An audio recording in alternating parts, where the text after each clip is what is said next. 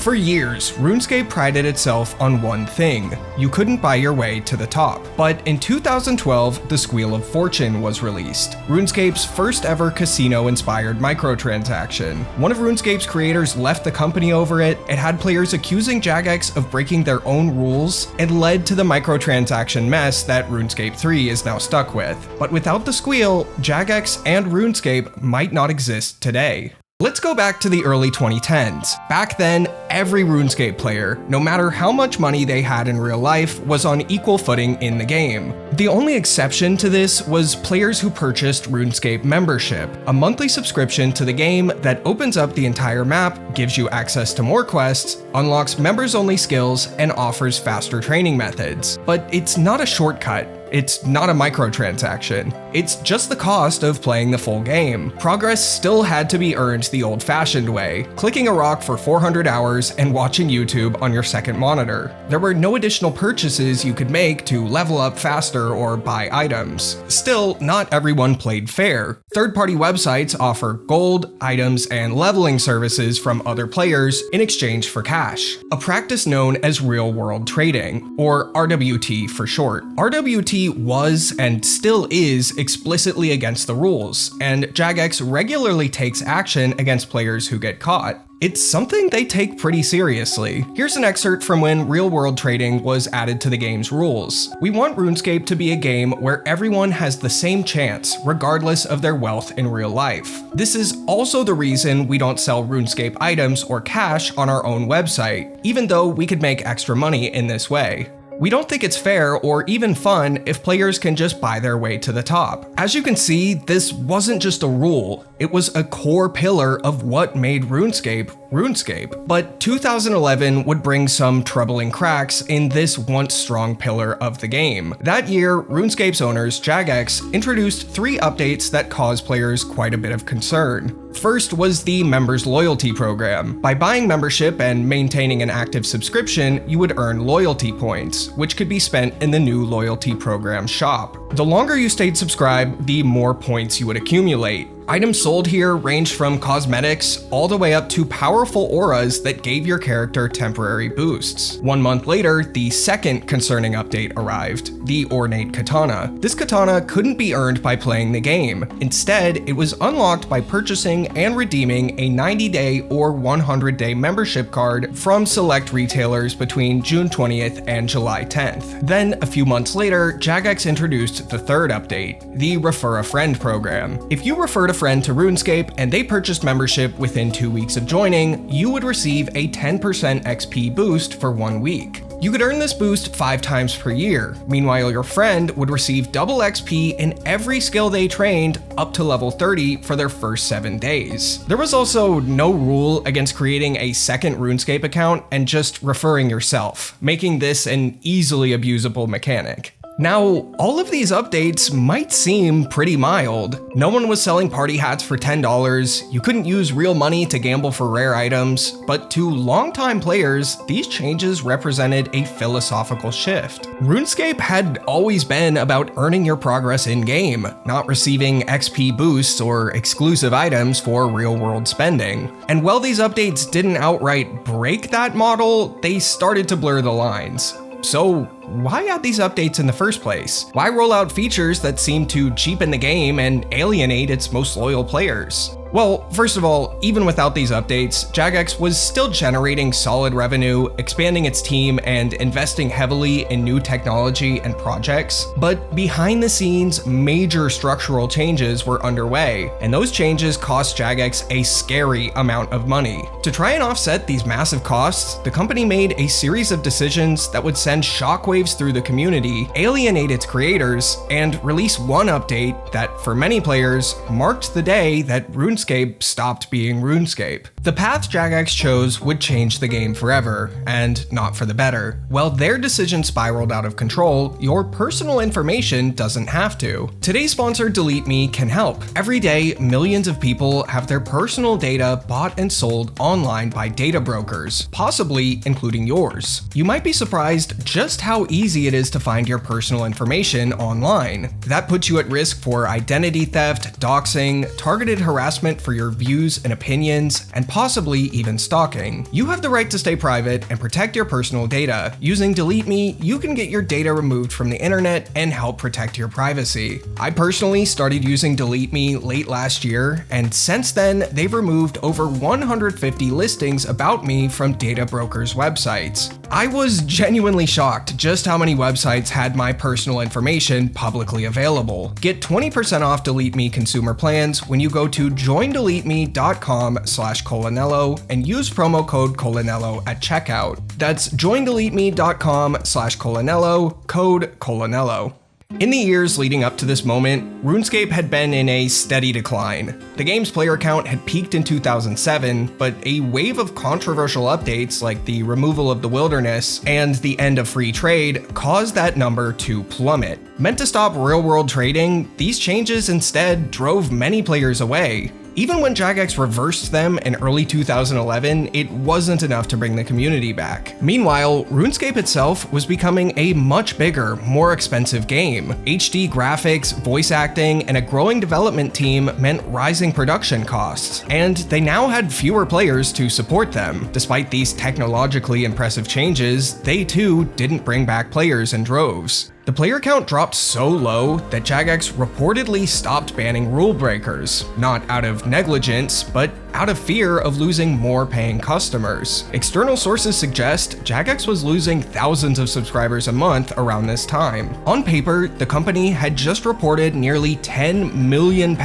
in losses for the final 9 months of 2011. Profits were down significantly from previous years, and they now had negative equity, meaning their liabilities were greater than their total assets. But these weren't the losses of a failing business, even if RuneScape's performance had been underwhelming compared to its peak. They were the result of expensive strategic moves, like the opening of a new studio for their upcoming MMO, Transformers Universe, relocating offices, and a major change in leadership. Jagex still had cash reserves, positive operating cash flow, and a growing workforce, but the direction of the company was shifting fast. And at the center of that shift was the Gower family. RuneScape was originally founded by Andrew Gower. His brother Paul would join the project soon after, eventually followed by their third brother, Ian. They'd been working on the game since 2001, and all of them were still at Jagex. All three brothers owned a large percentage of the company, and Andrew and Paul even served on its board of directors, until late 2010. Andrew Gower never wanted to be a director of a huge company. He loved RuneScape and wanted to continue working on it, he just understandably hated the stress of being in charge of something so big. So in December of 2010, Andrew and Paul Gower would step down from the board of directors, and Andrew would sell his remaining shares in Jagex.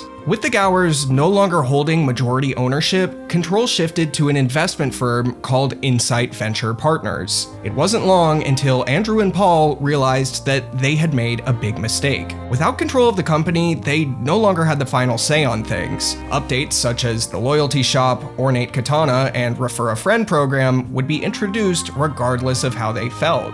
By the end of 2011, Andrew Gower had left Jagex, and his name had been removed from RuneScape's credits entirely. Meanwhile, Paul would stay on, until Jagex released an update that would cross a line he wasn't willing to ignore. On February 28, 2012, the Squeal of Fortune would be added to RuneScape. Every day, when you logged in, you would be met with this in-your-face, unavoidable little goblin icon, which is exactly what opening teams on a Monday feels like. If you clicked on it, you would open the Squeal of Fortune, a bright carnival-style interface where you could press the Spin Now button to win one of the items displayed on the bottom row. Free players would get 1 spin a day, while members would get 2. The items you could win from the Squeal ranged from a bucket to a brand new category of gear known as Lucky Equipment. As an example, let's use the Lucky Elysian Spirit Shield. It's identical in stats to a regular Elysian Spirit Shield. The only difference is that it can't be traded. Lucky items weren't the only items exclusive to the Squeal. You could also win these head tattoos. Personally, I hated these. I think they're really ugly and they've aged pretty poorly. They look like a toddler just went crazy on your head with Sharpies. But when the Squeal first started, for the first few weeks, if you won one and posted your avatar wearing it to the RuneScape forums, you had a chance at winning lifetime membership and a signed Squeal of Fortune concept art. So that's pretty cool. Something a little less cool was that if you were a free-to-play player, you could still win members exclusive items on the Squeal. However, you could only claim them if you purchased membership. Overall, the Squeal of Fortune was a surprisingly well-liked update. If you just laughed at that or did a double take, you're not alone. It's because at launch, Jagex hadn't added the ability to buy extra spins yet. We'll get to that in a moment. For now, the complaints were relatively far and few between. The only major issues players had were about its mascot, Yelps. He was ugly, his sound effects were annoying, and he had virtually no lore-related reason to exist. He was some green weirdo who enjoyed spinning wheels and getting punched. 34 days after the launch of the Squeal of Fortune, Jagex would post an update to the RuneScape website called Squeal of Fortune Extra Spins. Players could now earn additional spins through gameplay, like skilling, monster drops, weekly distractions and diversions, and even from the Squeal of Fortune itself. The idea was to reward players for simply playing the game. It felt like a small expansion of a system most players were still fine with. But then, near the end of the post, in a teeny tiny paragraph, they also said, if you require more spins or simply prefer to save some time, you can purchase various spin packages. Oh yeah, and that little pop-up is no longer the only way to access the Squeal. If you accidentally close it, you don't have to log in and out anymore so it'll pop back up. There's now a permanent button in the bottom right corner of the screen devoted to the Squeal. And just like that, the floodgates were open. Real-world money could now be easily exchanged for in-game progress. What was once a harmless daily login bonus had become a fully monetized casino-inspired mechanic, one that sat on the main game screen, one that you were reminded of every single day, and one that wasn't going away. Riots would start in Falador immediately, the forums exploded with outrage, and Jagex tried to do damage control. Mod Timbo would take to the forums to say that the Squeal of Fortune is not gambling, as you are guaranteed to win an item each time you spin the Squeal. I mean, I suppose whenever I buy a pack of Pokemon cards, I'm not gambling either. Sure, I've spent hundreds trying to chase the Umbreon from Prismatic Evolutions and have not gotten anywhere even close to my money's worth, but look at all my prizes. As you can imagine, Timbo's statement did not go over well and only pissed off the player base even further. But in a way, Timbo was kind of right. The Squeal of Fortune, legally, was not gambling, even if it felt a lot like it. The prizes had no official real-world monetary value, even if players treated them like they did. The game offered free daily spins, so participation wasn't exclusively tied to real money. And in 2012, almost no countries had clear laws regulating in-game microtransactions or loot boxes. Think of it how gambling in most forms is illegal in Japan, but pachinko parlors are everywhere. Pachinko sure feels like gambling, but in the eyes of the law, it's not. But the legal definition didn't matter to the community. To many players, it felt like Jagex was now doing exactly what they had once promised not to. Players frequently pointed to the very same paragraph I read earlier in this video, where Jagex expressed a desire to keep all players on equal footing regardless of real-life wealth. To them, that statement no longer held true. Now, something I've yet to mention is that not long before the introduction of the Squeal of Fortune, Jagex cracked down on player-run games of chance in RuneScape. For years, players had used items and emotes to host games of chance. Hosts would hang out near the Grand Exchange or in popular worlds, taking bets in gold and handing out winnings to the lucky few. It was entirely run by players and often plagued by scammers, but it was still a popular pastime for many. One of the most popular games of chance at the time was something called the horse game. It all revolved around the toy horsey item, which when used would display one of 3 random phrases above the host's head. Players would place bets on which phrase would appear. Just a few months before the Squeal of Fortune, an update was made to the horsey to stop players from using it to play these games. Instead of cycling through random phrases, it now displayed the same message every time: just say nay to gambling. As you can imagine, that backfired spectacularly. The horsey became a total meme and was quickly adopted by protesting players in the riots that followed. Much like Mod Timbo, Mod Matt K would also try and quell some of the controversy by attending a riot in Falador to answer questions. Here, a player would ask him, "Why did you break your own rule with buying spins?" Essentially accusing Jagex of breaking their own real-world trading rules, to which Matt would reply, because the rules are for players. The players were livid, but there was nothing they could do. No amount of rioting would make Jagex remove the Squeal. Roughly a month after its introduction, then CEO Mark Gerhard would publish a news post called SOF Feedback Response to address the players' complaints. The most important section of it being this one. Naturally, the team and I are saddened that some players are upset about free spins and also don't like the ability to also purchase additional spins. However, the reality is 90% of our members are enjoying the Squeal of Fortune on a daily basis, and over 70% of our free players utilize the Squeal of Fortune daily too, making it some of the most widely appreciated content released to date. Basically saying because so many people use the system, they clearly love it and it's here to stay. But the real reason so many people used it is because it offered a free chance at unbelievable wealth, and it was right in front of your face on login. Of course you're gonna click on it.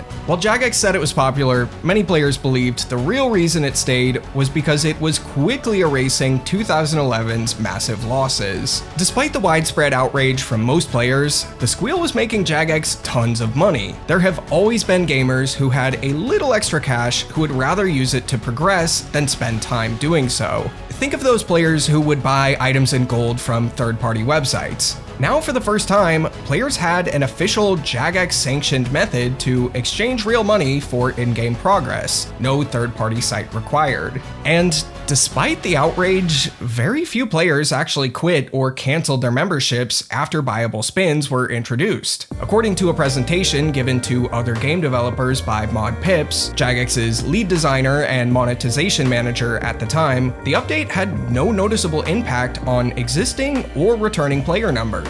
That may seem kind of shocking, maybe even too good to be true in a way, but it's because it didn't touch the core of the game. Unlike the evolution of combat, which overhauled one of RuneScape's most fundamental systems and triggered a mass exodus, the Squeal of Fortune was just an optional daily minigame, one that was hard to ignore, but didn't really change your day-to-day activities in-game. Over the next few months, Jagex would launch a variety of Squeal of Fortune limited time promotions, ones that increased the odds to win super rare cosmetics, double cash, and more items that could only be obtained through spins. The Squeal did so well that later that same year, in 2012, Jagex would introduce yet another microtransaction system, Solomon's General Store, a store full of cosmetics you could purchase with rune coins, a new currency that could be purchased with real money. Both of these systems provided Jagex with the huge boost in revenue that they needed. Remember how the last 9 months of 2011, Jagex reported nearly £10 million in losses? Well, by the end of 2012, they reported a positive profit of over £7 million.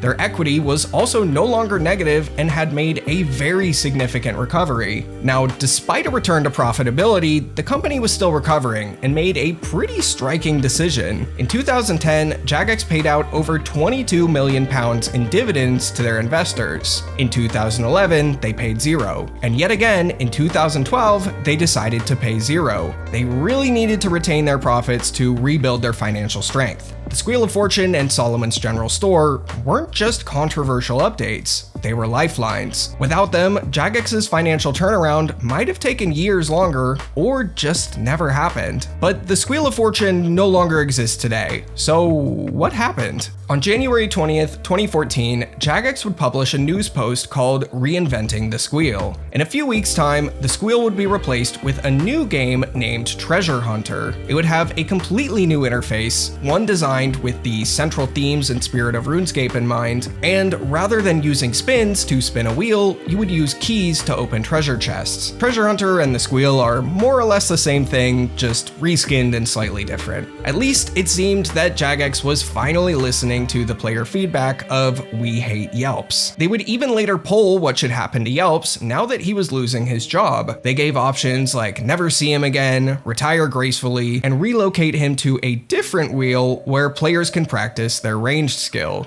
But ultimately, the kill him option won. I love democracy. As a result, he would be featured as one of the bosses in the Mighty Fall quest, where you can choose to spare or kill him. Even with Yelps gone, his impact can never fully be erased. The Squeal of Fortune opened the floodgates for all sorts of microtransactions to be added to RuneScape. It's the single moment many players point to and say, this is where the old RuneScape ended and the new RuneScape began. Microtransactions are virtually unignorable in RuneScape 3 these days. There's players everywhere, AFKing nearly every skill in the game on training dummies. Treasure hunter promotions run nearly every week, sometimes up to 9 times a month, and for some, it's impossible to recognize the game they grew up with. Although Jagex's new CEO has admitted RuneScape 3's microtransaction strategy is currently much too aggressive and hopes to find something more sustainable, only time will tell if that actually happens. Check out the video on the right about why Jagex banned Wilson. At the time, he was RuneScape's richest player and claimed he was innocent, so find out what happened to his account and his massive fortune.